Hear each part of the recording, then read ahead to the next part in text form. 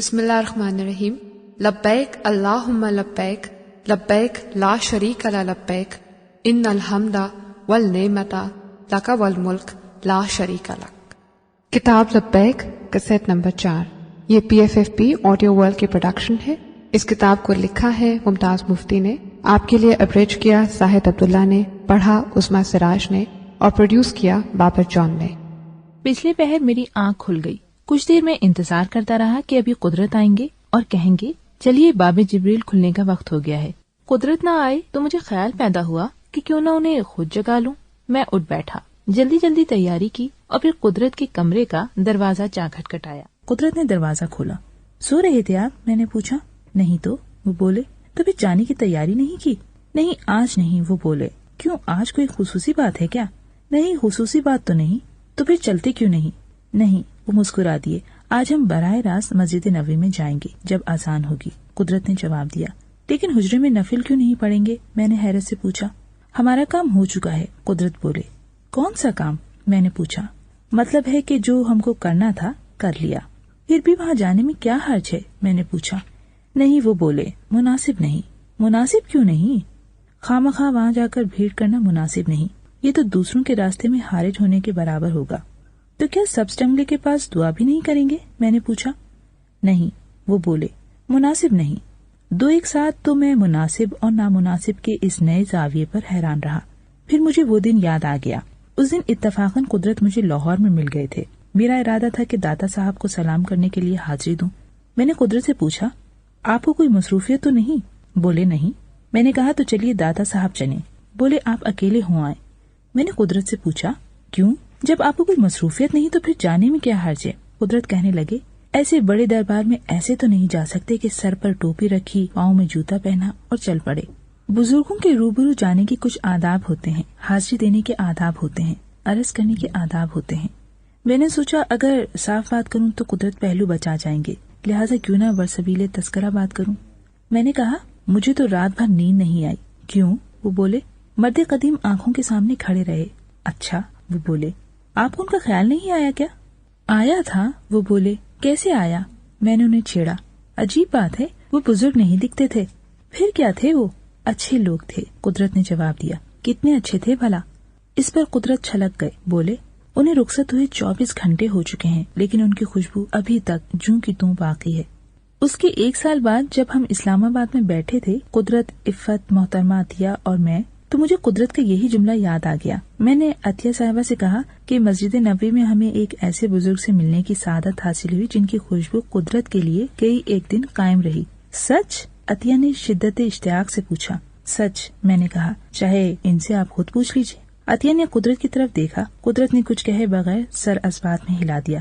کون تھے وہ؟ عطیہ نے پوچھا۔ یہی تو میں آپ سے پوچھنے کے لیے بے قرار تھا، میں نے عطیہ سے کہا۔ اب آپ جو یہاں تشریف لائی ہیں تو ذرا دیکھ کر بتائیے تو صحیح کہ وہ کون بزرگ تھے۔ عطیہ نے قدرت کی طرف دیکھا۔ وہ چپ چاپ بیٹھے تھے۔ یہ بھانپ کر کہ قدرت کو کوئی اعتراض نہیں، عطیہ بادب بیٹھ گئی، سر جھکا لیا اور مراقبے میں چلی گئیں۔ کچھ دیر کے بعد عطیہ نے سر اٹھایا۔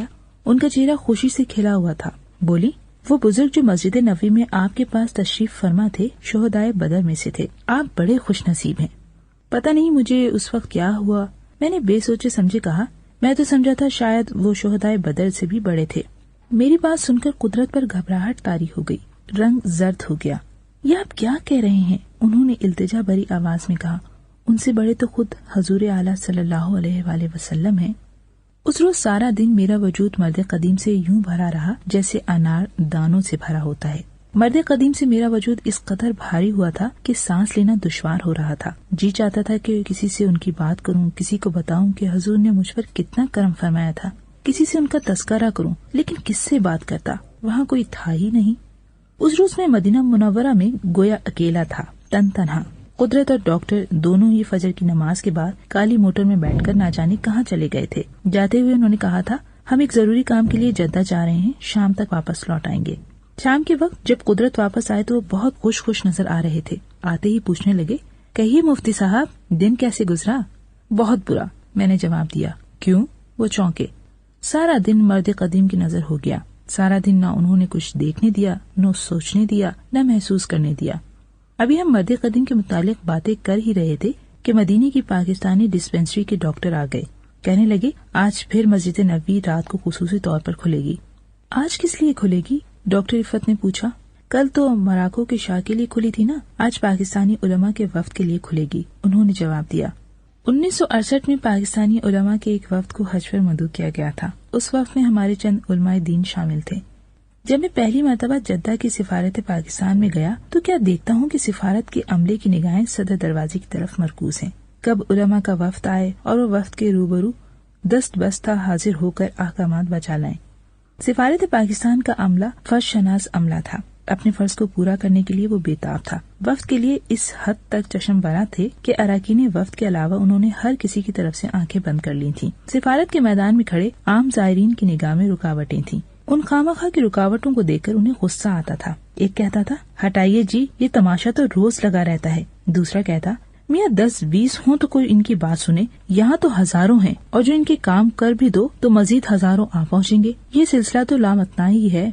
ادھر وفد کے علماء کرام تھے. یہ احساس ان کی رگ رگ میں سمایا ہوا تھا کہ وہ عام زائر نہیں بلکہ خصوصی مہمان ہیں, اور پاکستانی سفارت اور سعودی عرب صرف اس واسطے چشم برا کھڑے ہیں کہ ان کے آرام اور آسائشوں کا خیال رکھیں, چونکہ وہ خصوصی مہمان ہیں. اگر آپ کو یہ احساس ہو جائے کہ آپ خصوصی ہیں اور 2 ملکوں کے اہلکاروں کا واحد کام آپ کی خوشنودی حاصل کرنا ہے, تو لازم ذاتی آرام اور آسائش کے متعلق آپ کے خیالات میں ایک عظیم و شان وسعت پیدا ہو جاتی ہے اور آپ کی خوشنودی آسانی سے حاصل ہونی ممکن نہیں رہتی. بہرحال وفد کی شکایات لہجہ با لہجہ بڑھتی جا رہی تھی. انہیں شکایت تھی کہ سفر کرنے کے لیے انہیں جو کار مہیا کی گئی ہے وہ کالے رنگ کی نہیں تھی, اس پر جھنڈا نہیں لگا ہوا, اس کا انجن رولز رائس کا نہیں. انہیں یہ شکایت تھی کہ مکہ شریف کی سڑک پر سفر کرتے ہوئے گرد اڑتا ہے, وضو فسق ہو جاتا ہے, پاکیزگی میں فرق آ جاتا ہے. ایک کہتا تھا ہم تو کھیر آرت خورما سے ناشتہ کرنے کے عادی ہیں, اور یہ انڈا ٹوسٹ لاہور والا قوت. دوسرا کہتا ہمیں قیمہ پسند نہیں, اس کے کوفتے بنا دیے جائیں تو البتہ. تیسرا کہتا یہ چائے وائے اپنے کام کی نہیں, ہاں دودھ کا گلاس ہو تو بہتر رہے گا, اور اس میں بالائی ڈال دی جائے تو کوئی مذائقہ نہیں. یہ خصوصی مہمان اپنے آپ کو سعودی عرب کے قانون سے مستثنا سمجھتے تھے. جب سعودی عرب کی چوکیاں انہیں رو کر ان سے قوائف پوچھتی تو وہ غصے میں آ جاتے. کتنے بے خبر ہیں یہ لوگ, نہ بھی نہیں جانتے کہ ہم مہمان خصوصی ہیں اور ملک کا قانون ہم پر لاگو نہیں ہوتا. اس رات مسجد نبوی خصوصی طور پر علماء کے اس وفد کے لیے کھولی جا رہی تھی. ڈسپینسری کے ڈاکٹر نے بڑے احترام سے قدرت کو مخاطب کیا. کہنے لگے کل تو آپ کی طبیعت خراب تھی, اس لیے موقع سے فائدہ حاصل نہ کر سکے. اللہ تعالی نے اپنے فضل و کرم سے آج پھر موقع دیا ہے. اگر آپ کی طبیعت ٹھیک ہو تو آج حرم میں تشریف لے چلیے. آج پھر مسجد نبوی خصوصی طور پر علماء پاکستان کے وفد کے اعزاز میں کھل رہی ہے. قدرت نے بڑی لجاجت سے ڈاکٹر صاحب کا شکریہ ادا کرتے ہوئے کہا جدہ کے طویل سفر کے بعد مجھ میں اتنی ہمت نہیں رہی کہ مسجد نبوی میں حاضری دے سکوں. ڈاکٹر عفت اور میں حیرت سے قدرت کی طرف دیکھ رہے تھے. سمجھ میں نہیں آ رہا تھا کہ قدرت اتنی بڑی نعمت کو کیوں ٹھکرا رہے ہیں. جب ڈاکٹر صاحب مایوس ہو کر چلے گئے تو عفت اور میں دونوں ہی قدرت پر برس پڑے. آخر وفد کے ساتھ مسجد میں حاضری دینے میں کیا حرج ہے, آپ جانے پر رضامند کیوں نہیں ہوتے. ہم دونوں کا جارحانہ رویہ دیکھ کر قدرت کے چہرے پر مجبوری اور بے بسی کی گھٹائیں امنڈ آئیں. نہیں, وہ منت سے بولے, میں ان حالات میں حاضری نہیں دے سکتا. کن حالات میں؟ ڈاکٹر عفت نے پوچھا. ان حالات میں, انہوں نے کہا. کیا مطلب ہے آپ کا؟ عفت نے پوچھا. میں مسجد نبوی میں ایک عام فرد کی حیثیت سے حاضری دے سکتا ہوں, خصوصی فرد کی حیثیت سے نہیں. آپ خود نہیں جاتے تو ہم پر بندش کیوں ڈال رہے ہیں آپ؟ عفت بولی. قدرت تڑپ کر مڑے. نہیں, میں آپ پر بندش ڈالنے والا کون ہوں؟ آپ شوق سے جائیں, مفتی صاحب آپ بھی ساتھ جائیں, ضرور جائیں. یہ کہہ کر وہ اپنے کمرے میں داخل ہو گئے. میں تو ضرور جاؤں گی, ڈاکٹر عفت نے کہا. کیوں مفتی صاحب, آپ چلیں گے نا؟ ہاں, میں ضرور جاؤں گا. ڈاکٹر عفت کی اس دعوت پر میرے جسم کا بند ناچنے لگا. انہوں نے میری کیفیت کو دیکھا اور مطمئن ہو کر چلی گئیں. پھرتے انبساط میں میں اپنے بستر پر لیٹ گیا اور مسجد نبوی کے کھلنے کے وقت کا انتظار کرنے لگا. پھر کسی نے چپکے سے میرے کان میں کچھ کہا. میں چونک پڑا, اٹھ بیٹھا, لیکن وہاں کوئی نہ تھا. میں پھر لیٹ گیا. چند ساعت کے بعد پھر وہی آواز آئی, نال میرے کوئی چلے. ارے, میں پھر چونکا. پھر شاہ حسین کا وہ شعر میری آنکھوں کے سامنے گویا رقص کرنے لگا. میں بھی جانا ڈھوک رانجن دی نال میرے کوئی چلے. وہی آواز جو میں حج کے دوران کئی بار سن چکا تھا. جب مکہ شریف میں قدرت کی طبیعت خراب ہو گئی تھی تو بارہا میرے دل میں خیال آیا تھا کہ میں اکیلا حرم شریف میں حاضری دے آؤں, لیکن مجھ میں ہمت نہ پڑی. مجھے وہاں کون جانتا ہے کہ اتنی عظیم بارگاہ میں داخل ہو جاؤں. پھر جب ہم مدینہ شریف میں پہنچے تو قدرت نے کہا تھا آپ مسجد نبوی ہو آئے. میں اس حالت میں نہیں ہوں کہ حاضری دے سکوں, اور میں خوشی خوشی مسجد تک پہنچا تھا، لیکن اندر داخل ہونے کی ہمت نہ پڑی تھی۔ پھر اسی روز جب قدرت جدہ گئے ہوئے تھے تو مجھ میں اتنی ہمت نہیں پڑی تھی کہ اسقط اکیلا مسجد نبوی کے عمومی حصے میں داخل ہوتا۔ میرے جسم اور روح کا بن بن شاہ حسین کے اس مصرعے کا ورد کرتا رہا تھا۔ میں انہی سوچوں میں پڑا تھا کہ ڈاکٹر عفت تیار ہو کر آئیں، بولی چلیے مفتی صاحب مسجد نبوی کے خصوصی طور پر کھلنے کا وقت ہو گیا۔ پتہ نہیں اس وقت مجھے کیا ہوا، مجھ پر رقت طاری ہو گئی اور انجانے میں رونے لگا۔ نال میرے کوئی چلے۔ اس پر عفت قہقہا مار کر ہنس پڑی اور بولی تم دونوں ہی سر پھرے ہو، اور اکیلی مسجد کی طرف چل پڑی۔ رات کو جب وہ مسجد سے واپس آئیں تو میں بڑے اشتیاق سے ان کے پاس جا بیٹھا۔ کہیے کیسا رہا؟ میں نے پوچھا۔ بولی سبحان اللہ، طبیعت خوش ہو گئی، جہاں جی چاہا کھڑے ہو کر نفل پڑھے، جہاں جی چاہا بیٹھ کر تلاوت کی۔ سبحان اللہ، کیا شان ہے مسجد پاک کی۔ وفد بھی وہیں تھا کیا؟ میں نے پوچھا۔ ہاں، وہ بولی۔ انہوں نے بھی نوافل ادا کیے؟ ڈاکٹر ہنس پڑی، کہنے لگی وہ تو بات بات پر بحث کرتے رہے، بات بات پر جھگڑتے رہے۔ کس بات پر؟ میں نے پوچھا۔ ایک نے کہا آئیے باجماعت نفل ادا کریں، دوسرا بولا میں امامت کروں گا، تیسرا بولا نہیں میں امامت کروں گا۔ ایک نے کہا میں تیرے پیچھے نماز نہیں پڑھوں گا، دوسرے نے کہا تجھے امامت کرنے کا کوئی حق نہیں، اس لیے کہ تیرا عقیدہ فاسق ہے۔ اس پر ان کی چخ ہونے لگی اور میں ایک طرف کو ہو کر عبادت میں مصروف ہو گئی۔ اسی رات قدرت بولے کل عفت اور میں واپس پاکستان جا رہے ہیں، آج ہم جدہ اسی غرض سے گئے تھے کہ واپسی کے لیے سیٹوں کا انتظام کر لیں۔ اتفاقاً 2 سیٹیں مل گئی ہیں۔ اور میں نے پوچھا آپ یہاں قیام کریں، 4 دن کے بعد جب یہاں سے دوسرے مہمان رخصت ہوں گے تو آپ ان کے ہمراہ جدہ پہنچ جائیے۔ میں نے رابطہ افسر غنی صاحب کو کہہ دیا ہے، وہ آپ کی ضروریات کا خیال رکھیں گے۔ ہاں ایک تکلیف کیجیے کہ آتے ہوئے ایک محترمہ کو اپنے ساتھ لیتے آئیے۔ کون محترمہ؟ میں نے پوچھا۔ ڈاکٹر عفت کی ایک دوست ہیں، پڑھی لکھی عمر رسیدہ خاتون ہیں۔ وہ مجھے کہاں ملیں گی؟ وہ جدہ میں مقیم پاکستانی سفیر کے گھر ٹھہری ہوئی ہیں۔ جدہ پہنچ کر آپ سفیر صاحب سے مل کر تفصیلات طے کر لیں۔ ظہر کی نماز پڑھنے کے بعد جب ہم گھر کی طرف روانہ ہوئے تو بھیڑ سے نکل کر ایک آدمی نے مجھے سلام کیا۔ وہ درمیانی عمر کا عرب تھا، میلے لباس پر جا بجا پیوند لگے ہوئے تھے، چہرے سے اسرت ٹپک رہی تھی۔ میرا جی چاہا کہ اسے کچھ دوں، چونکہ میرا خیال تھا کہ وہ بھکاری ہے۔ میں نے جیب میں ہاتھ ڈالا۔ قدرت نے میرا بازو پکڑ لیا، کہنے لگے جلد بازی نہ کیجیے، کچھ دینے میں حرج کیا ہے؟ میں نے پوچھا۔ قدرت مسکرا دیے، بولے آپ اسے بھکاری سمجھتے ہیں کیا؟ تو اور کون ہو سکتا ہے بھلا؟ میں نے پوچھا۔ آپ مدینہ منورہ سے واقف نہیں۔ کیا مطلب؟ یہ بھکاریوں کا شہر نہیں، درویشوں کا شہر ہے۔ ممکن ہے یہ شخص جسے آپ بھکاری سمجھ رہے ہیں درویش ہو، ایسا درویش جو آپ کو 7 اقلیم کی بادشاہت بخش سکتا ہو۔ اس وقت دفتن مجھے خیال آیا کہ مکہ معظمہ اور مدینہ منورہ میں نے کوئی بھکاری نہیں دیکھا تھا۔ یہاں بھکاری نہیں ہوتے کیا؟ میں نے پوچھا۔ نہیں، وہ بولے۔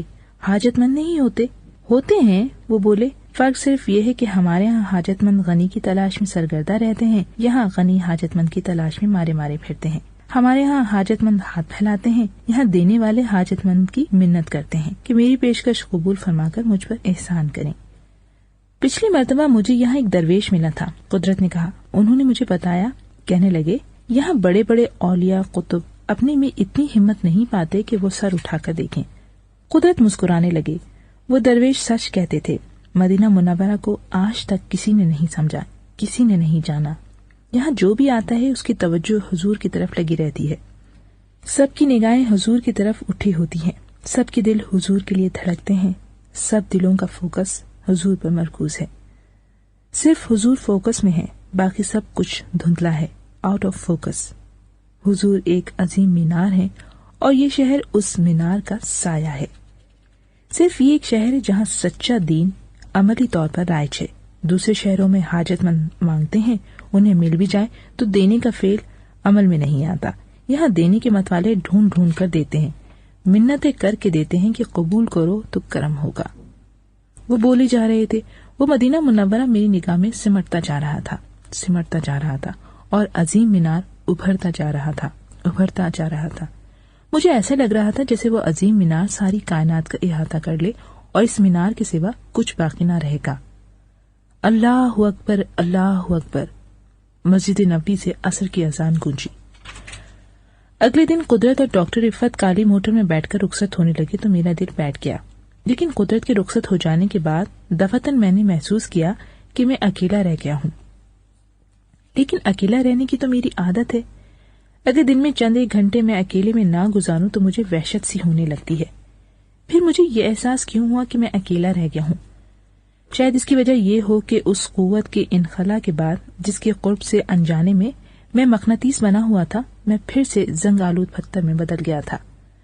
دراصل جب قدرت نے کہا تھا کہ میں حجرہ مبارک میں نہیں جاؤں گا، جب سے قدرت نے سبز جنگلے پر حاضری دینی چھوڑی تھی، میں نے محسوس کیا تھا کہ انہیں رخصت کر دیا گیا ہے اور میرا سلام منظور کر لیا گیا ہے۔ تب سے ہمارا کوئی مرکز نہ رہا تھا۔ منزلوں کو پا لینا کتنی بڑی قیامت ہے، سب کچھ بے معنی ہو کر رہ جاتا ہے، خود منزل بھی۔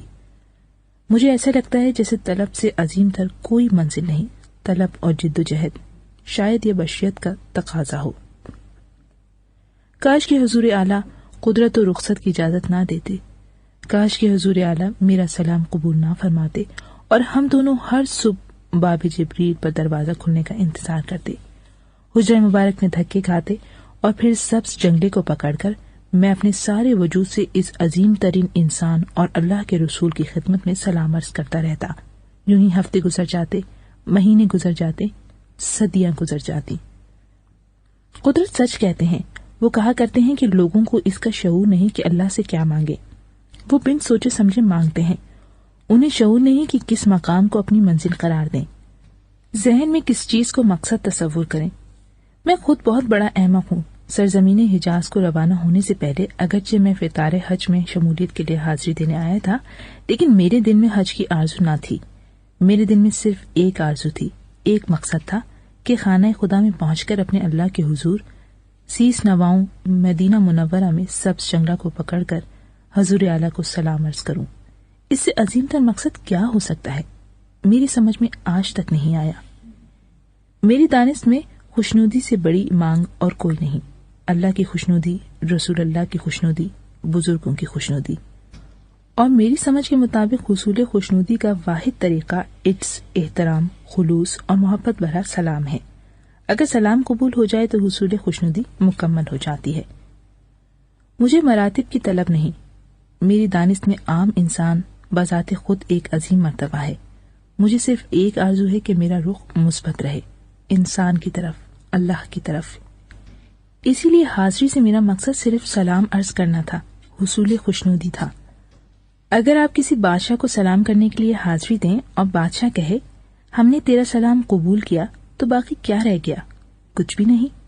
اب آپ کس منہ سے شاہ کے حضور ایستادہ رہیں گے؟ وہ مدینہ منورہ جس کا نام سن کر میرا دل دھک سے رہ جاتا تھا، اب میرے سامنے ایک عام شہر کی طرح تھا۔ میرے وہ نئے ساتھی جن کے ساتھ میں نے مدینے سے جدہ جانا تھا، میری طرح بستروں پر پڑے ہوئے تھے۔ وہ دونوں پڑھے لکھے دانشور تھے، لہٰذا وہ حالات حاضرہ پر تبصرہ کرنے میں وقت گزارتے تھے۔ وہ مدینہ منورہ میں صرف اس لیے مقیم تھے کہ ابھی ان کی 40 نمازیں پوری نہیں ہوئی تھیں۔ پتہ نہیں اس کا ماخذ کیا تھا، لیکن زائرین میں یہ خیال عام ہے کہ مدینہ منورہ کے قیام میں 40 نمازیں ادا کرنا ضروری ہے۔ میرے دونوں نئے ساتھی اسی انتظار میں بیٹھے تھے کہ کب ان کی 40 نمازیں پوری ہوں اور وہ جدہ کو عازم سفر ہوں۔ وہ دونوں بیشتر نمازوں کی گنتی میں صرف کرتے تھے۔ ایک کا خیال تھا کہ وہ مسجد نبوی میں 30 نمازیں ادا کر چکے ہیں، دوسرا کہتا تھا نہیں ہم تو 32 نمازیں ادا کر چکے ہیں۔ ایک کہتا ہم پرسوں عصر کی نماز پڑھ کر رخصت ہو سکتے ہیں، دوسرا کہتا نہیں عشاء پڑھنے کے بعد 40 نمازیں پوری ہوں گی۔ ان دونوں اصحاب کے ساتھ ایک معمر خاتون بھی تھیں جو فجر سے پہلے مسجد نبوی میں جا بیٹھی تھی اور عشاء پڑھنے کے بعد واپس آتی۔ اس خاتون نے کبھی نہ سوچا تھا کہ کتنی نمازیں پڑھنی باقی ہیں، نہ اس نے اپنے ساتھیوں کی بحث میں کبھی حصہ لیا تھا۔ جب بھی وہ بحث چھیڑتے تو خاتون تسبیح اٹھا لیتی اور ذکر میں مصروف ہو جاتی۔ اسے 40 نمازیں پوری کرنے کی فکر نہ تھی، اس کے برعکس اسے ایک اور ہی لگن تھی جس میں وہ سرشار رہتی تھی۔ ایک بار اس نے ٹھنڈی آ بھر کر اس کا اظہار بھی کیا تھا، یہ حاضری بھی کوئی حاضری ہے؟ حاضری تو وہ ہوتی ہے جب حضور کے قدموں میں آ کر بیٹھ جاؤ، اور جب حضور خود رخصت کی اجازت نہ دیں بیٹھے ہی رہو، 3 ماہ کے بعد اجازت ملے چاہے 1 سال لگ جائے۔ معمر محترمہ کی باتیں سن کر میرے دل میں بیسیوں سوال ابھرتے۔ ہم دونوں زائر تھے، مدینہ منورہ کے ایک ہوٹل میں مقیم تھے، ہمارے درمیان صرف ایک دیوار حائل تھی۔ اس کے باوجود ہم ایک دوسرے سے کس قدر دور تھے۔ وہ مدینہ منورہ میں مقیم تھی، میں مدینہ شہر میں آور تھا۔ وہ مسجد نبوی میں وقت گزارتی تھی، میں بازار میں اشیاء بینی کرتا تھا۔ اس روز لیٹے لیٹے ہمراہیوں کی گنتی سنتے سنتے میرا ذہن معاف ہو چکا تھا، اس حد تک معاف کہ میں محسوس کرنے لگا تھا کہ مرد قدیم کا واقعہ میرے ذہن کا تخیل ہے اور بس۔ شاید قدرت نے مجھے ہپنوٹائز کر رکھا ہو، شاید اس کی حیثیت تماشا گر کی ہو اور میرے تمام تر گزشتہ محسوسات کی حیثیت رکھتے ہوں۔ قدرت نے کہا تھا کہ حج کے اثرات واپسی پر مرتب ہوتے ہیں اور حج کے دوران یا بعد میں رجت کا خطرہ بھی ہوتا ہے۔ کئی ایک بزرگ صرف اس ڈر کے مارے حج پر نہیں جاتے کہ رجت کی زد میں نہ آ جائیں، کہیں مجھے بھی ریورس گیئر تو نہیں لگ گیا تھا۔ پھر ایک اور آواز آتی، اگر ریورس گیئر لگ گیا ہے تو پھر کیا ہوا؟ یہ احسان کیا کم ہے کہ مجھے حاضری دینے کا موقع عطا کیا گیا؟ مجھے کالے کوٹے کے گرد والہانہ چکر لگا کر اللہ کو منانے کی خوشی نصیب کی گئی۔ اس عظیم ترین انسان کے حضور اس دروازے سے حاضری دینے کا اعزاز حاصل ہوا جہاں سے حضرت جبریل تشریف لایا کرتے تھے۔ پھر دفعتاً مجھے خیال آیا کہ رجت کا خوف بالکل بے معنی ہے۔ رجت تو جب ہوتی ہے جب کوئی متحرک ہو، آگے کی جانب بڑھ رہا ہو۔ اگر کوئی پہلے ہی زمین میں کھمبے کی طرح گڑا ہوا ہو تو رجت کیسی؟ رجت کا سوال ہی پیدا نہیں ہوتا۔ میں تو خواہ ڈر رہا ہوں۔ اس درویش نے کہا تھا جہاں سونا ہے وہیں چور ہے۔ میرے پاس سونا چھوڑ پیتل بھی نہیں، پھر چور کا خطرہ کیسا؟ راہزن کا ڈر کیوں؟ قدرت کے جانے کے بعد میں 2 دن مدینے میں مقیم رہا۔ سارا دن بازاروں میں دیوانہ وار گھومتا، چیزوں کی قیمتیں پوچھتا، پھر ہوٹل کی طرف بھاگتا اور پھر ڈرائنگ روم کی میز پر بیٹھ کر اپنی نقد گنتا، ممکن ضروری اخراجات کو جوڑتا، کتنے پیسے بچیں گے جو میں خرچ کر سکتا ہوں، پھر چیزوں کی قیمتیں جوڑتا۔ پھر دفعتاً خیال آیا کہیں جدے پہنچ کر کوئی ہنگامی خرچ نہ پڑ جائے، کوئی ٹیکس، کوئی فیس، کوئی ٹول۔ پھر ایک اضطراب مجھے چاروں طرف سے آ گھیرتا، اگر رقم کم ہو گئی تو میں کس سے مانگوں گا؟ لیکن اگر کوئی ہنگامی خرچ نہ پڑا اور رقم بچ گئی تو وہ ضائع ہو جائے گی۔ شاید ایسا کپڑا، ایسی کیتلی، ایسی قمیص جدے میں نہ ملے۔ پھر میں اثر 9 بازار کی طرف اٹھ بھاگتا۔ بازار میں بھاؤ پوچھنے اور قیمتیں جوڑنے کے دوران مسجد نبوی میں سے اذان گونجتی۔ ایک ساتھ کے لیے میں چونک اٹھتا جیسے مجرم جرم کرتے ہوئے پکڑا گیا ہو اور وہ کچہری کا پیادہ حاضری کے سمن پکار رہا ہو۔ بازار سے میں مسجد نبوی کی بیرونی گراؤنڈ میں پہنچ کر جائے نماز بچھاتا اور پھر اللہ اکبر کہہ کر وہیں نماز داغ دیتا۔ یہ میری پرانی عادت ہے۔ نماز کے دوران میرے ذہن میں دور کی باتیں سوچنے کی صلاحیت پیدا ہو جاتی ہے۔ بھولے ہوئے نام یاد آ جاتے ہیں، بھولی بسری چیزیں یاد آ جاتی ہیں، بڑے بڑے نقطے ذہن میں آتے ہیں، بڑی بڑی گتھیاں سلجھ جاتی ہیں۔ لیکن وہاں تو صرف ایک مسئلہ درپیش تھا، کم نقدی سے زیادہ چیزیں خریدنا، اور اس مسئلے کو حل کرنے کا موزوں ترین وقت نماز تھا۔ نمازوں کے دوران میں اثر 9 حساب جوڑنا شروع کر دیتا۔ اگر دکاندار پلاسٹک سیٹ کی قیمت میں سے 5 ریال کم کر دے، اللہ اکبر، پھر میں دوسری چیزیں بھی خرید سکوں گا۔ پلاسٹک کا سیٹ میں اپنی محبوبہ کو تحفہ دوں گا، اللہ اکبر۔ یہاں کے واقف خار کہتے ہیں یہ دکاندار 20 مانگتے ہیں اور 7 پر سودا طے ہو جاتا ہے۔ نماز کا جھٹکا کرنے کے بعد میں پھر بازار میں جا پہنچا اور پھر وہی بھاؤ تاؤ پوچھنا، نقدی گننا اور حساب جوڑنا۔ ایک دکان پر بیٹھے ہوئے ایک پاکستانی حاجی کو اعلانیہ حساب جوڑتے ہوئے دیکھ کر دفعتاً میں نے محسوس کیا کہ میں اکیلا نہ تھا، اس شغل میں دوسرے لوگ بھی میرے ساتھی تھے۔ دراصل میری نگاہ حرص سے اس قدر چپ چپ کر رہی تھی کہ میری توجہ صرف چیزوں پر محدود تھی، میں نے لوگوں کی طرف غور سے دیکھا ہی نہ تھا۔ الٹا میں تو لوگوں سے ڈر رہا تھا کہ کہیں ان کو علم نہ ہو جائے کہ مسجد نبوی سے معلقہ بازار میں ایک ایسا زائر بھی ہے جو یہ بھول چکا ہے کہ وہ مدینہ منورہ میں مقیم ہے، کہ وہ مسجد نبوی سے اس قدر قریب ہونے کے باوجود اس قدر دور ہے کہ اس کا مطمع نظر چیزوں کی خرید و فروخت ہے۔ میں وہاں سبز گنبد کے سائے میں چھپ کر جرم کر رہا تھا اور ڈرتا تھا کہ کہیں لوگوں کو علم نہ ہو جائے کہ میں کیا کر رہا ہوں۔ میرے دونوں نئے ساتھی جو صرف نمازیں پوری کرنے کی خاطر مدینے میں رکے ہوئے تھے، عرصہ دراز سے خرید و فروخت سے فارغ ہو چکے تھے۔ جب بھی وہ مجھے بازار میں مل جاتے تو مجھے دیکھ کر ان کی باتیں کھل جاتی۔ نہ یہ ٹی سیٹ نہ خریدنا، وہ چلاتے، یہ تو بڑا مہنگا ہے۔ اس نکڑ والی دکان پر ایک سستا سیٹ بک رہا ہے اور ڈیزائن میں وہ اس سے زیادہ خوبصورت ہے، یہ تو ایران کا بنا ہوا ہے اور وہ تو خالص پیرس کا ہے، چلو ہم ساتھ لیے چلتے ہیں۔ پھر وہ مجھے ساتھ لیے پھرتے، نئی چیزیں دکھاتے، میرے لیے دکانداروں سے جھگڑتے، بھاؤ کم کراتے، اپنی نگرانی میں پیکنگ کراتے۔ جب میری شاپنگ ختم ہو جاتی تو ہم تینوں دوسرے خریداروں کو مشورے دیتے، انہیں ساتھ ساتھ لیے پھرتے، چیزیں دکھاتے، ان کی بناوٹ پر بحث کرتے اور آخر کار دکاندار سے بھاؤ پر جھگڑا کرتے۔ چیزیں خریدنے میں کتنی لذت ہوتی ہے، چاہے وہ پرائی ہی کیوں نہ ہو۔ 2 روز کے بعد ہم مدینہ منورہ سے رخصت ہو رہے تھے۔ معمر محترمہ کی آنکھوں سے خوشی کے آنسوں کی جھڑی لگی ہوئی تھی، چونکہ اسے رخصت کی اجازت مل گئی تھی۔ میرے دونوں ساتھی خوش تھے کہ انہوں نے 40 نمازیں پوری کر لی ہیں۔ مجھے سمجھ میں نہیں آ رہا تھا کہ خوشی کے آنسو بہوں یا غم کے۔ نہ تو میں نے 40 نمازیں پوری کی تھی، نہ ہی مجھے اجازت ملی تھی۔ اگلے روز ہم مدینہ منورہ سے رخصت ہو رہے تھے۔ یہ وداع مکہ معظمہ کے وداع سے کتنا مختلف تھا۔ مکہ معظمہ سے تمام زائرین ایک ہی دن وداع ہوتے ہیں، اس لیے ان کی حیثیت وداع انبیاء کی ہوتی ہے۔ مدینہ منورہ میں زائرین کے ٹولے آتے رہتے ہیں، جاتے رہتے ہیں، اس لیے مکہ معظمہ سے عظیم الشان وداع کا منظر پیدا نہیں ہوتا۔ جہاں تک اللہ والوں کا تعلق ہے، ان کے وداع میں خوشی کا عنصر ہوتا ہے، چونکہ وہ اجازت کے بغیر رخصت نہیں ہوتے اور اجازت کا مل جانا حصول خوشنودی کا پیغام ہوتا ہے۔ جدہ کے سفر کے دوران میرے ہمراہی زیادہ تر سیٹ کی بکنگ کی باتیں کرتے رہے۔ انہیں فکر دامنگیر تھی کہ شاید جلد سیٹ نہ مل سکے۔ کیا واپسی کی سیٹ سفارش سے ملتی ہے؟ میں نے پوچھا۔ سفارش سے بھی مل جائے تو اسے خوش قسمتی سمجھیے، لوگ مہینوں پڑے رہتے ہیں، کوئی پوچھتا نہیں، ایک نے جواب دیا۔ دوسرا ہمراہی بولا، آپ کے پاس کوئی سفارشی ہے کیا؟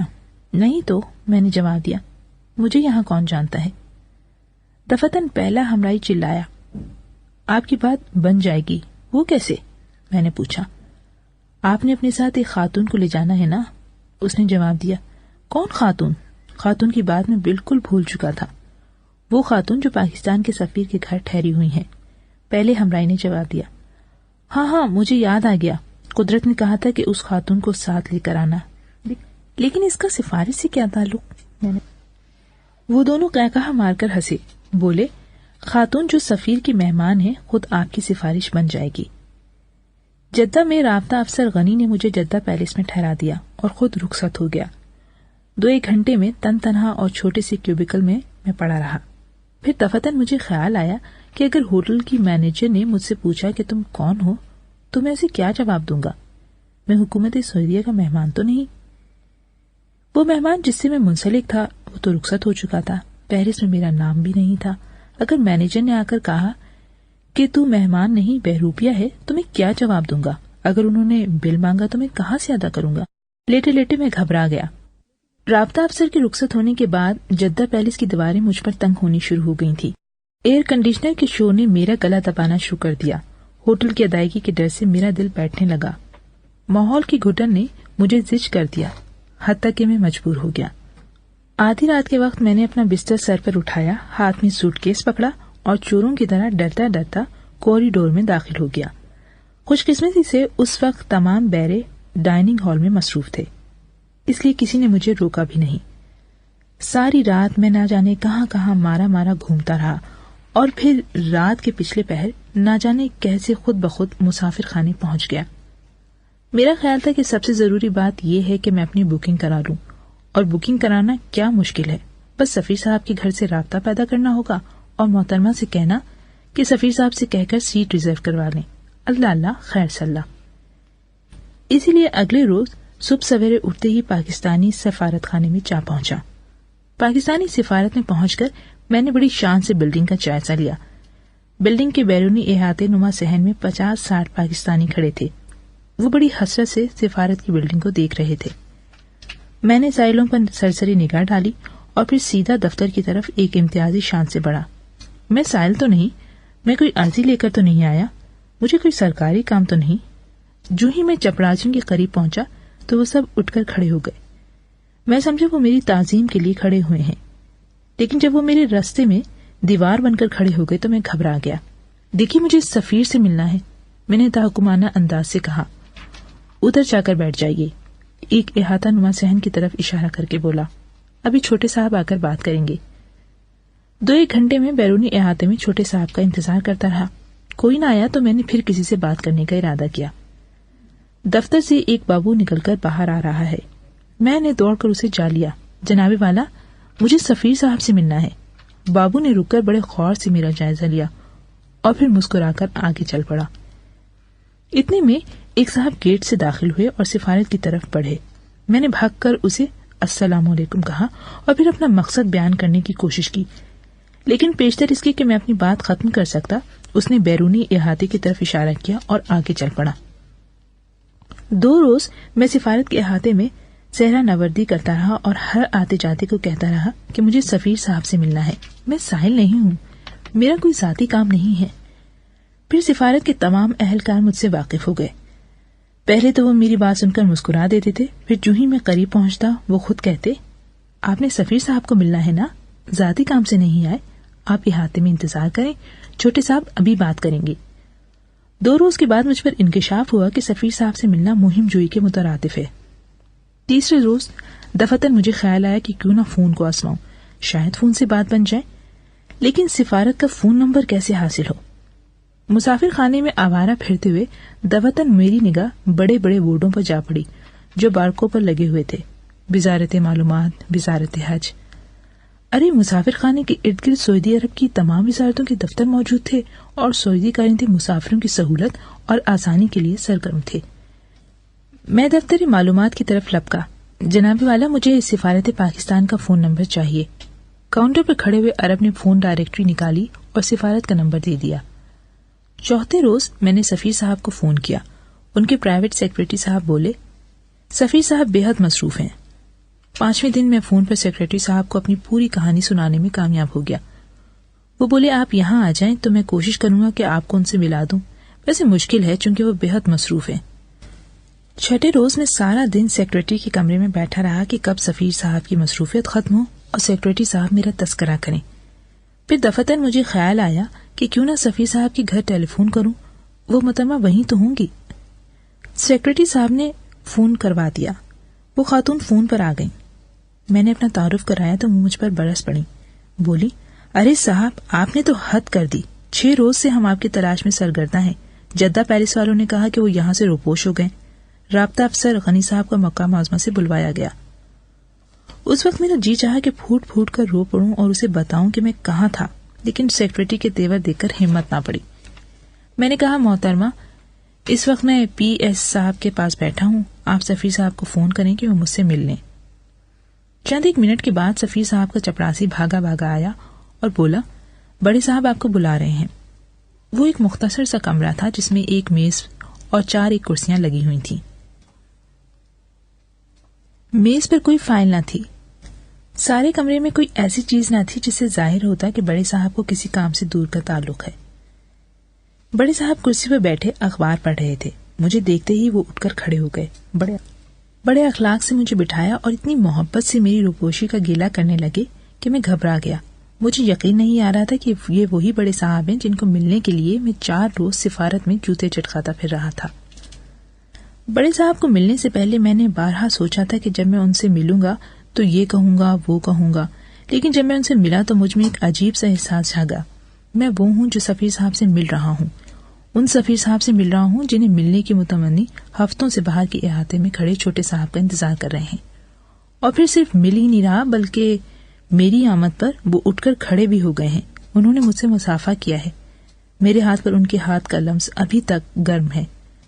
آپ بھی آئیے، میں حسینی صاحب کو ملیں، میں انہیں فون کر دوں گا، جلد بکنگ ہو جائے گی انشاءاللہ۔ سفارت سے باہر نکلتے ہوئے میں نے اہلکاروں اور سائلوں پر حقارت بھری نگاہ ڈالی۔ اے لوگوں، میری طرف دیکھو، میں وہ ہوں جو سفیر صاحب سے مل کر آیا ہوں، میں وہ ہوں جسے سفیر صاحب نے مصافحہ کیا ہے۔ بے شک میرا ہاتھ سونگ کر دیکھ لو، اس میں ابھی تک سفیر صاحب کے دستے مبارک کی بو آ رہی ہے۔ ہٹ جاؤ، میرے راستے سے ہٹ جاؤ، بادب با ملاحظہ، ہوشیار۔ اس روز سے جدے سے خروج تک جب بھی کوئی یا حاجی کہہ کر مجھے بلاتا تو میں ادھر ادھر دیکھنے لگتا کہ یا اللہ یہ شخص کسے پکار رہا ہے۔ پھر جب وہ قریب آ کر میرا بازو پکڑ لیتا تو میں سمجھتا بیچارے کو غلط فہمی ہوئی ہے۔ مسافر خانے میں 10 روز کا قیام میرے لیے مستند حاجی بننے کا ذری موقع تھا، چونکہ قدرت جا چکے تھے اور میں اکیلا رہ گیا تھا۔ بہرحال میں نے بڑی کوشش کی، دن رات شام کرتا رہا، لیکن نہ تو مجھ میں مستند حاجی صاحب کا سا انداز پیدا ہوا، نہ میں دل میں یہ یقین پیدا کر سکا کہ میں واقعی حج کر چکا ہوں۔ جب بھی میں اپنے دل میں یہ ایمان پیدا کرنے کی کوشش کرتا کہ میں حاجی ہوں تو مطاف میرے روبرو آ کھڑا ہوتا. تو جو طواف کا ایک چکر بھی نہ لگا سکا, تو حاجی کیسے ہو سکتا ہے؟ ساتھ ہی حتیم سے تحقیر بھرے قہقہوں کی آواز آتی. پھر نورانی چہرے ابھرتے, انہوں نے ناک انگلیوں سے بند کیے ہوتے. لا حول ولا قوت, لا حول ولا قوت. پھر جمرۃ العقبہ دانت نکالتا, مجھ سے پتھر کھا کے گیا ہے اور اب حاجی بننا چاہتا ہے. پھر میری نگاہوں تلے خانہ خدا ابھرتا اور میں دیوانہ وار اس بھدے بے ڈھبے کوٹھے کی طرف بڑھتا. تو بتا, تو کیوں نہیں بولتا؟ تو دلوں کا حال جانتا ہے, تو میرا واحد گواہ ہے. کوٹھے کے والی کے چہرے پر ڈیوائن انکنسرن کی ایک تبیز تہ چڑھ جاتی اور سنجیدگی سے وہ کہتا, ہم اس معاملے میں دخل نہیں دیں گے, یہ شریعت کا معاملہ ہے. جدے کے مسافر خانے میں کئی تو پیدائشی حاجی تھے, وہ حج نہ بھی کرتے تو بھی حاجی ہی نظر آتے. کئی حاجی برتاؤ کی تکمیل کے لیے اپنے انداز میں آخری کلیاں ٹانک رہے تھے. ابھی سے بہت سن کی صورتحال اس امر کی شاہد تھی کہ وہ اپنے آپ کو دی چوزن سمجھنے لگے ہیں. جس طرح 16 سال کی ایک الہڑ کنواری سہاگ رات بسر کرنے کے بعد جب جاگتی ہے تو ساری دنیا کی طرف ہم جانتے ہیں کسی نگاہ اٹھا کر دیکھنے لگتی ہے, اسی طرح مسافر خانے کے بیشتر حاجی ہم جانتے ہیں کسی نگاہوں سے گرد و پیش کو دیکھ رہے تھے. سفیر صاحب کے کہنے کے مطابق جب میں حسینی صاحب سے ملنے کے لیے PIA کے دفتر میں گیا تو وہاں رنگ ہی اور تھا. اس سڑک پر تمام ایئر لائنز کے دفاتر تھے. ان دفتروں کے سامنے مسافروں کی لمبی قطاریں لگی ہوئی تھیں. وہ سب حسرت بھری نگاہوں سے باہر جاتے ہوئے شپ اور پلین کی طرف دیکھتے اور آہیں بھرتے اور پھر آسمان کی طرف دیکھتے. یا اللہ, تو رحیم ہے, کارساز ہے, ہماری مشکل آسان کر. 26 مارچ کو جب ایئرپورٹ کے لاؤڈ اسپیکر پہ اعلان ہوا کہ لاؤنج میں بیٹھے ہوئے مسافر رن وے پر کھڑے جہاز میں اپنی اپنی نشستوں پر جا بیٹھے, میری چھاتی تن گئی, گردن اکڑ گئی. ہٹ جاؤ, بادب با ملاحظہ. میں ان میں سے ہوں جن کی سیٹ بک ہو چکی ہے, جن کا ایروپلین منتظر ہے. میں وہ خوش قسمت فرد ہوں جو اس مصیبت سے چھٹکارا پا چکا ہے اور اپنے وطن کو عازم ہے. پھر جہاز میں بیٹھے ہوئے میں سوچ رہا تھا کہ جب میں پنڈی پہنچوں گا تو ایک جمع غفیر میرے استقبال کے لیے منتظر ہوگا. لوگ میری بلائیں دیں گے, میرے ہاتھ چومیں گے, مجھ پر پھول پتیوں کی بارش کریں گے, میری گردن ہاروں سے لد جائے گی, یا حاجی یا حاجی. اور محفل میں میں بیٹھ کر کھنکار کر کہوں گا, سبحان اللہ, سبحان اللہ, کیا سما تھا, نور ہی نور, نور ہی نور. جو ہی طیارہ فضا میں ابھرا تو کیا دیکھتا ہوں کہ میرے سامنے وہ کھڑی ہے. اسے دیکھ کر میری آنکھیں کھلی کی کھلی رہ گئیں. پہلے تو میں حیران ہوا, یا اللہ, یہ کون سی مخلوق ہے. گزشتہ 18-20 دنوں میں کوئی عورت میری نگاہ سے نہیں گزری تھی. ویسے زائرین میں لاکھوں کی تعداد میں عورتیں تھیں. حرمین میں, مینا میں, عرفات میں, مزاروں میں, سڑکوں پر ہزاروں عورتیں تھیں. لیکن انہیں دیکھ کر یہ احساس نہیں ہوتا تھا کہ وہ عورتیں ہیں. وہ بذات خود بھولی بیٹھی تھیں کہ وہ عورتیں ہیں. انہوں نے اپنا عزل مشن میری طرف دیکھو میں عورت ہوں تیار رکھا تھا. بھووں کی آواز سن کر میں چونکا. یا اللہ, یہ کیسی آواز ہے. سارا جہاز اس کی بھوں بھوں سے بھرا ہوا تھا. میں نے سر اٹھا کر اس کی جانب دیکھا. اس وقت میری کیفیت گلیور کسی تھی. گلیور پاکیزگی کے رسم سے بندھا ہوا تھا اور وہ بالش تنی جو کمان سے ننھے تیر برسا رہی تھی. پھر ایک عجیب کایا پلٹ عمل میں آئی. پاکیزگی کے وہ رسے جن سے میرا بندھا ہوا تھا ایک ایک کر کے ٹوٹ گئے. ان کے ٹوٹتے ہی گلیور سکڑنے لگا, سکڑتا ہی چلا گیا اور وہ بالش تنی پھیلنے لگی, پھیلتی ہی چلی گئی, حتیٰ کہ میں بالشتیا میں بدل کر رہ گیا اور وہ گلیور بن کر سارے جہاز پر چھا گئی. وہ بھرے بھرے جسم کی ٹین ایجر لڑکی تھی. چہرے پر بلا کی شگفتہ شوخی تھی, تازگی تھی, چستی تھی, آنکھوں میں لگاوٹ تھی. وہ لڑکی ایئر ہوسٹس تھی. اس نے اسکرٹ پہن رکھی تھی. اسکرٹ کے اوپر کی قمیض مردانہ تھی اور بہت ہی مختصر تھی. ارے, میں گھبرا گیا. یہ PIA کا جہاز تو نہیں. ایئر ہوسٹس, اسٹیورڈ سب کے سب غیر ملکی تھے. صاحب اور میں میری بکنگ تو PIA میں ہوئی تھی. شاید میں غلطی سے کسی اور جہاز میں بیٹھ گیا ہوں. پھر میری نگاہ اپنے ہمراہیوں پر پڑی. ہائے, یہ تو سب کے سب حاجی ہیں. میرے اللہ, کیا ہم اتنے سارے لوگ غلط جہاز پر بیٹھ گئے ہیں؟ یہ کیسے ہو سکتا ہے بھلا؟ کیا یہ PIA کا جہاز ہے؟ میں نے پہلو میں بیٹھے ہوئے ہمراہی سے پوچھا. وہ مسکرایا, بولا نہیں. تو پھر میں نے گھبرا کر پوچھا, ہم کہاں جا رہے ہیں؟ اس نے سرسری انداز میں جواب دیا، یہ طیارہ سعودی ایئر ویز کا ہے۔ PIA کے پاس کوئی اپنا طیارہ نہ تھا، رش زیادہ تھا، اس لیے انہوں نے سعودی ایئر لائنز کی 4 طیارے چارٹر کر رکھے ہیں۔ اوہ، میں نے اطمینان کا سانس لیا۔ لیکن طیارے کا اسٹاف تو یورپین دکھتا ہے۔ وہ تصویر چلاتے ہوئے بولا، عرب عرب عرب؟ میں نے حیرت سے دوہرایا، اور پھر انجانے میں سوچے سمجھے بنا میرے منہ سے وہ بات نکل گئی جو میں بڑی کوشش سے دبائے بیٹھا تھا۔ مگر یہ ایئر ہوسٹس؟ ہمراہی نے سر اٹھا کر میری طرف دیکھا۔ لا حول ولا قوت، یہ کہہ کر وہ مجھ سے پرے ہٹ گیا۔ دیر تک میں کھسیانہ اور شرمندہ ہو کر چپ چاپ سر جھکائے بیٹھا رہا۔ دل ہی دل میں اپنے آپ پر نفرین بھیجتا رہا کہ میں ایسے فاسد خیالات میں کیوں الجھ گیا۔ پھر مجھے خیال آیا کہ میں اسے کسی فاسد خیال سے تو نہیں دیکھ رہا تھا، میں صرف مشاہدہ کر رہا تھا، اس میں حوث کا عنصر نہ تھا۔ میں نے طیارے میں بیٹھے ہوئے زائرین کی طرف دیکھا، وہ سب خاموش تھے۔ اس روز ہم طیارے میں بیٹھ کر کراچی سے جدہ جا رہے تھے۔ اس روز بھی طیارے پر خاموشی چھائی ہوئی تھی۔ وہ خاموشی اس خاموشی سے کس قدر مختلف تھی۔ اس خاموشی میں امید تھی، تقدس تھا، اس خاموشی میں اضطراب تھا، حوث تھی۔ وہ خاموشی اللہ کے حضور میں حاضری دینے کے شوق سے بھری ہوئی تھی۔ اس خاموشی میں کچھ پانے کی تمنا تھی، اس خاموشی میں پا لینے کا عزم تھا۔ ان کے چہروں پر خوشی کی سرخی تھی کہ کب کراچی پہنچے، حاجیوں کی گاڑی میں بیٹھیں، گاڑی ہر اسٹیشن پر رکے، پلیٹ فارم پر ہجوم ہو، لوگ ان کی زیارت کے لیے بےتاب ہوں، عوام ان کی طرف مسرت سے دیکھیں، ان کے ہاتھ چومیں، بلائیں لیں، تقدس بھری نگاہیں انہیں گھیر رکھیں، گردنیں پھولوں سے لد جائیں۔ جہاز چلتا رہا، ایئر ہوسٹس چھائی رہی، زائروں کے دل دھڑکتے رہے، حتیٰ کہ کپتان کی انگریز نما آواز گونجی، پیٹیاں باندھ لو، سگریٹ بجھا دو، ہم کراچی ایئرپورٹ پر اترنے والے ہیں۔ زائرین کی بانچیں کھل گئیں، بیگ، لوٹے، کمبل، ٹوکریاں بازوؤں تلے لٹکنے لگے۔ الحمدللہ کی سرگوشیاں گونجی۔ جہاز رک گیا، جہاز سے اتر کر ہمیں قناتوں سے بنے ہوئے ایک وسیع احاطے میں لے جایا گیا۔ لاؤڈ اسپیکر سے اعلان ہو رہا تھا، یہاں اپنے سامان کا انتظار فرمائیں۔ جو ہی زائرین نے کراچی ایئرپورٹ کے اس احاطے میں قدم رکھا، دفتن ایک کایا پلٹ عمل میں آئی۔ حج پر روانہ ہونے کے وقت جب ہم نے کراچی کو خیرباد کہا تھا تو زائرین نے اپنے عہدے، سماجی مقام، اپنی حیثیت، ذات پات، سب امتیازات، تمغے، ترے اور سندیں اتار پھینکے تھے، اور سب نے زائر کی حیثیت اختیار کر لی تھی۔ واپسی پر کراچی ایئرپورٹ پر قدم رکھتے ہی گویا منوجی مہاراج نے اپنا منتر پھونکا اور حاجیوں کی کایا پلٹ ہو گئی۔ کسی نے چھاتی پر اتنا بڑا تمغہ لگایا اور چھاتی تن گئی، کسی نے گردن پر وہی پرانا کلف لگایا اور گردن اکڑ گئی۔ کوئی صاحب بن کر انگریزی ایسنٹ میں سبحان اللہ کہنے لگا، کوئی سید بن کر داڑھی میں خلال کرنے لگا، کسی کو دفتن یاد آ گیا کہ ارے میں تو کلرک ہوں، اور اس کی گردن ڈھلک گئی۔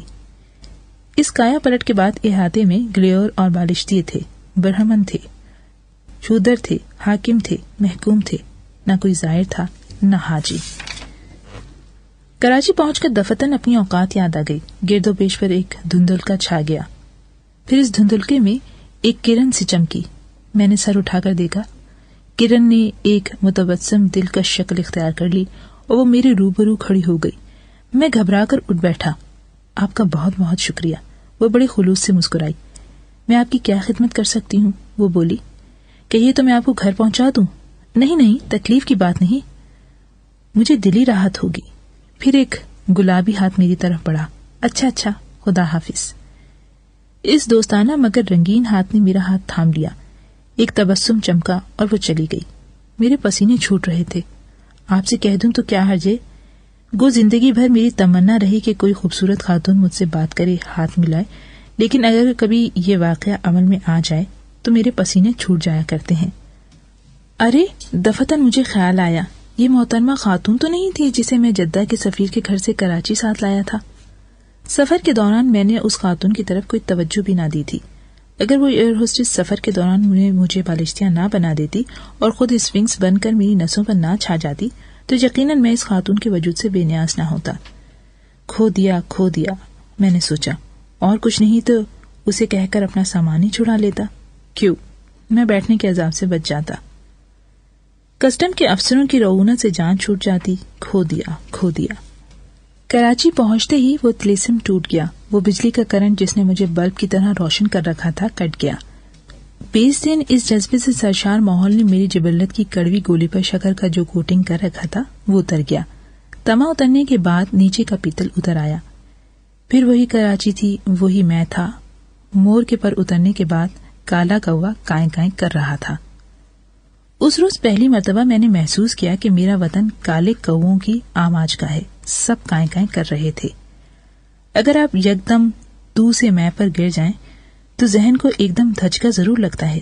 اس دھچکے سے اپنے آپ کو محفوظ کرنے کے لیے میں نے وہی طریقہ کار اپنا لیا جو چوہا بلی کی آمد پر اپناتا ہے. میں نے اپنی آنکھیں بند کر لیں. بے شک گرد و پیش کووں سے بھرا ہے, بے شک سبھی میں کی تصویر کر رہے ہیں, لیکن میں کوا نہیں ہوں. میں تو حاجی ہوں جو نوازا گیا ہے, جس کی تمام آلائشیں دھل چکی ہیں, جو قابل تعظیم ہے. پھر میں نے گرد و پیش پر نظر ڈالی تو وہاں کوے نہیں تھے بلکہ کیڑے مکوڑے رینگ رہے تھے, اور ان کے درمیان میں یوں کھڑا تھا جیسے ہنس راج ہو. قیصر جس کے پاس میں ٹھہرا تھا میری عظمت تسلیم کرنے سے قطعی منکر تھا. وہ سمجھتا تھا کہ میں وہی ممتاز مفتی ہوں جو 20 روز پہلے بازار میں کھڑا اس کے ساتھ چاٹ کھا رہا تھا. وہ میرے ساتھ ایسا سلوک کر رہا تھا جیسے میں سرزمین حجاز سے نہیں بلکہ چیچو کی ملیا سے ہو کر آیا ہوں. قیصر کے رویے نے میرا کراچی میں رکنا دو بھر کر دیا. جی چاہتا تھا کہ فوراً گھر چلا جاؤں, لیکن اگر گھر والوں نے بھی مجھ سے یہی سلوک کیا تو. اخبار میں یہ خبر پڑھ کر کہ اسی روز کراچی میں ایک حاجی اسپیشل ٹرین چل رہی ہے, میرا جی چاہا کہ میں ہوائی جہاز کے بجائے ریل گاڑی سے اسلام آباد جاؤں. مجھے کئی بار حاجی اسپیشل ٹرین دیکھنے کا اتفاق ہوا ہے. گاڑی میں نورانی شکلوں والے بوڑھے بیٹھے تسبیح میں مصروف ہوتے ہیں. ان کے چہروں پر عجیب سی روشنی ہوتی ہے, انداز میں بے پایا سکون اور ٹھہراؤ ہوتا ہے. جب گاڑی پلیٹ فارم پر رکتی ہے تو اللہ اکبر کے نعروں سے فضا گونجتی ہے. پھر لوگ ہار باہوں پر لٹکائے ڈبوں کی طرف بھاگتے ہیں. اسپیشل ٹرین میں سفر کرنے والے حاجیوں کو کھانے پینے کا فکر کرنے کی کوئی ضرورت نہیں ہوتی. بیشتر اسٹیشنوں پر لوگ دیگیں دیگچے لے کر ان کے منتظر ہوتے ہیں. ان کی خواہش ہوتی ہے کہ حاجیوں کی خدمت کریں. جنہیں خود حاضری کی سعادت نصیب نہیں ہوتی وہ ان کی زیارت کو نیم حاضری سمجھتے ہیں. میرا جی چاہتا تھا کہ میں صبح اسپیشل میں سفر کروں. لوگ میرے ہاتھ چومیں, میرے منہ سے نکلے ہوئے لفظ کو موتی سمجھ کر رکھ لیں, میری بلائیں لیں, میری آؤ بھگت کریں. لیکن مجھ میں اتنی جرت نہ تھی کہ قیصر کو کہتا. جو کہہ دیتا تو قیصر قہقہا مار کر ہنس پڑتا اور مجھے شرمساری ہوتی. قیصر جذبے کو قابل تحسین چیز نہیں سمجھتا. وہ ایک عملی آدمی ہے. اس کا کہنا ہے کہ مسلمان کو جذبہ لے ڈوبا ہے. جذبہ عمل, کام اور جدوجہد کے راستے میں ایک عظیم رکاوٹ ہے. قیصر کے خیال کے مطابق سب سے بڑی عبادت یہ ہے کہ وہ کام جو تمہیں سونپا گیا ہے اسے دل لگا کر کرو, جان مار کر کرو, خوش اسلوبی, شوق اور اہتمام سے کرو, اور سب سے بڑھ کر یہ کہ دیانت سے کرو. میں نے ڈرتے ڈرتے قیصر سے کہا, میں نے کہا چلو یار اسٹیشن پر چل کر حج اسپیشل کو دیکھیں. وہ کہا مار کر ہنسنے لگا. حج اسپیشل تو گاڑے جذبے کی راب ہوتی ہے. اس میں ڈوب جاؤ تو کسی کام کے نہیں رہتے. لوگ اپنے جذبے کی راب سے حاجیوں کو لت پت کر دیتے ہیں. ان میں عظمت کا ایک جھوٹا احساس جگا دیتے ہیں. انہیں بندے سے بت بنا دیتے ہیں. ان کی انا کو پھر سے استوار کر دیتے ہیں. نہیں, ہم اسٹیشن پر نہیں جائیں گے. جب ٹکٹ کنفرم کرانے کے لیے ہم PIA کے دفتر پہنچے تو وہاں چند ایک دوست مل گئے. انہوں نے مجھے گھیر لیا. اچھا تو حاجی صاحب تشریف لے آئے, ایک بولا. دوسرا کہنے لگا, نہیں ان پر تہمت نہ لگاؤ, یہ تو غالباً دبئی گئے تھے. حج پر گئے ہوتے تو چہرے پر یہ ببوست نہ ہوتی. ببوست تو نہیں. تیسرے نے کہا, رندی ہے, وہی پرانا رندانہ انداز ہے. جیسے گئے ویسے ہی لوٹ آئے. ایک نے کہا مارا, جتوں دی کھوتی اوتھے آن کھلوتی. مفتی جی وہ آپ کی اتنی لمبی داڑھی کیا ہوئی؟ ہم نے سنا تھا کہ مفتی جی بالکل بدل گئے ہیں, داڑھی رکھ لی ہے, تہجد پڑھتے ہیں, ولایت سے نوازے جانے کا خطرہ لاحق ہو گیا ہے. ہم تو ڈر گئے تھے, لیکن شکر ہے اللہ کا کہ جیسے تھے ویسے ہی لوٹ آئے. بچپن میں کوئی نیک عمل کیے ہوں گے جن کے سلے میں خطرہ ٹل گیا. میں نے کراچی سے روانگی کی خبر کسی کو نہ دی تھی, لیکن جب میرا طیارہ اسلام آباد پہنچا اور میں باہر نکلا تو پیرزادہ, راجہ نور محمد, وانی آغا سبھی وہاں موجود تھے. انہوں نے مجھے گھیر لیا. میری گردن ہارون سے لد گئی. پیرزادہ نے ہٹ جاؤ کا نعرہ لگایا اور پھر اپنا کیمرہ نکال کر میری تصویریں کھینچنے لگے. اس اہتمام پر خوشی کی ایک لہر دل میں دوڑ گئی. دل بلیوں اچھلنے لگا, لیکن مجھے محسوس ہونے لگا کہ بات نہیں بنی. اہتمام تو تھا، پھولوں کے ہار بھی بنے، مسکراہٹوں بھرا خیر مقدم بھی تھا، لیکن وہ تقدیس بھرا احترام نہ تھا. میں نے کئی بار بہانے ہاتھ آگے بڑھایا، لیکن کسی نے اسے نہ چوما. جب میں گھر پہنچا تو اقبال بولی، آ گئے؟ چلو اچھا ہوا، جیسے گئے تھے ویسے ہی آ گئے. اقبال کٹر قسم کی مسلمان خاتون ہے. وہ جذبے کے اظہار کو اچھا نہیں سمجھتی. اس کے نزدیک دنیا داری کو دیانت سے نبھانا اسلام کا سب سے بڑا مطالبہ ہے. میرا خیال تھا کہ میری آمد کی خبر سن کر محلے والے آئیں گے، لیکن کوئی بھی نہ آیا. انہیں علم ہی نہ تھا کہ میں حج پر گیا ہوا تھا. محلے والوں، گھر والوں اور دوستوں کی سرد مہری کی وجہ سے میرا دل بیٹھ گیا، اور وہ حاجی جسے میں بڑی امید اور امنگ سے اپنے ساتھ لایا تھا، عزیزوں کی سرد مہری کی وجہ سے سسک کر دم توڑ گیا. اس کا یہ انجام دیکھ کر میں نے انتقاماً اسی پرانے بوسیدہ غلیظ ممتاز مفتی کو نکالا اور اپنے آپ پر طاری کر لیا. ہاں، کبھی کبھار اکیلے میں جس زندگی ایک اکتاہٹ سے محسوس ہونے لگتی ہے تو ایک کالا بھیڑ ڈبہ کوٹا سا ابھرتا ہے اور وہ آ کر چاروں طرف سے مجھے گھیر لیتا ہے. پھر وہ میرے گرد گھومتا ہے، گھومے جاتا ہے، اور مجھے یوں محسوس ہوتا ہے کہ وہ مجھ سے کہہ رہا ہو، آؤ ایک بار پھر آ کر میرے گرد گھومو. نہیں، میں چیخ کر اٹھ بھاگتا ہوں. میں نہیں آؤں گا، میں پھیرے نہیں لوں گا. مجھے ڈر ہے کہ اگر میں نے پھر حاضر ہو کر پھیرے لیے تو میں کبھی واپس نہیں آؤں گا، بلکہ وہیں ابد تک یوں گھومتا رہوں گا جیسے خلا کا سیارہ ہو. نہیں، میں پھر نہیں جاؤں گا، میں لذت پرست نہیں بنوں گا. کالے کھوٹے کے گرد پھیرے لینا، اس سے بڑھ کر کوئی لذت نہیں، کوئی نشہ نہیں، کوئی کیف نہیں. لبیک اللہم لبیک، لبیک لا شریک لک لبیک، ان الحمد والنعمت لک والملک لا شریک لک. اس کے ساتھ ہی کتاب لبیک اپنے اختتام کو پہنچی.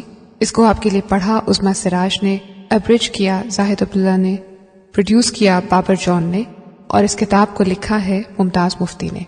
یہ PFFP آڈیو ورلڈ کی پروڈکشن تھی. ان کتابوں کی کاپی بنانا